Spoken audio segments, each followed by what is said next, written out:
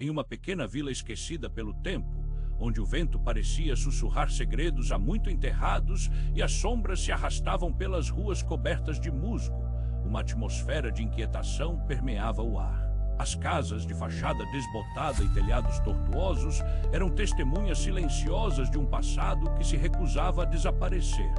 Os habitantes, olhos como fendas que espiavam de dentro, eram tão parte da paisagem quanto as árvores retorcidas que se contorciam em direções estranhas.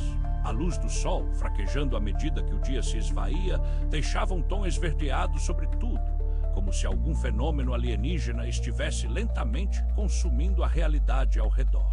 Não havia barulho, exceto pelo eco distante de uma gota de água caindo, e mesmo isso parecia aos poucos se tornar um chamado.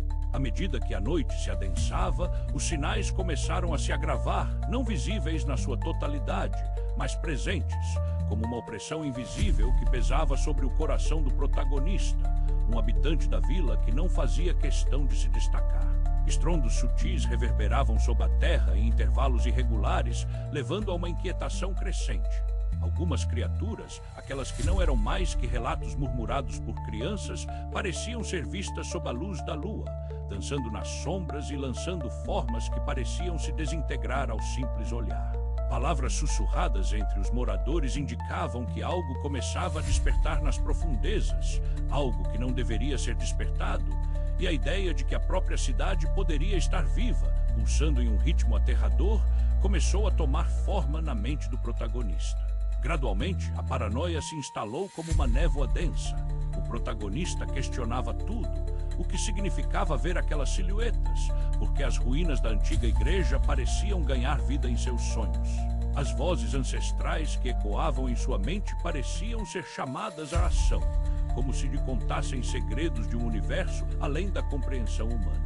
Uma necessidade de estudar antigos textos e manuscritos se tornou sua obsessão, e ele passou noites em claro, cercado por páginas amareladas que falavam de deidades esquecidas e portais para outros mundos.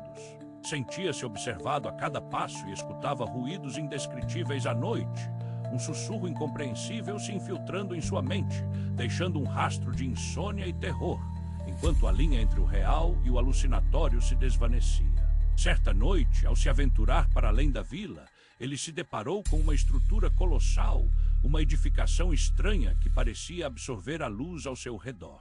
Descrito em lendas como o Templo de Nilar, as paredes agudas e cobertas de símbolos indizíveis começaram a pulsar com uma energia, uma frequência que reverberava em seu ser.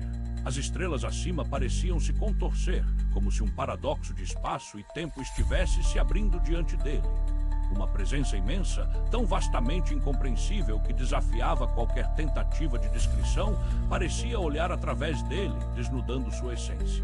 Palavras sem som ecoavam em sua mente, visões de abismos repletos de criaturas amorfas e horizontes distorcidos, e o abismo se tornava um reflexo de sua própria psique em colapso, ao mesmo tempo atraente e repulsivo, como um pesadelo interminável de um universo sem lei. E então tudo isso poderia ser um aviso ou talvez uma armadilha. O protagonista escapuliu para a vila, mas mesmo lá a pressão se intensificou, como se a própria terra estivesse se fechando ao seu redor e os habitantes se tornassem sombras, reflexos do que realmente eram Eko. Ele percebeu que as dimensões de sua Awareness tinham se alargado e que com isso, uma verdade terrível e indescritível havia sido revelada a ele. O que é o homem em comparação a tão vasto universo? O que é a vida, senão uma ilusão passageira ante a eternidade do desconhecido?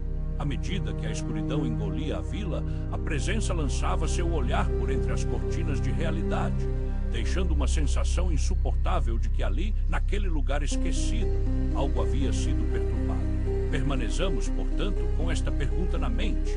Será que a história que acabamos de explorar foi apenas um mito, uma fábula horripilante, ou uma verdade aterradora que se esconde na essência do cosmos, esperando por nós, traçando destinos em ângulos que mal podemos imaginar?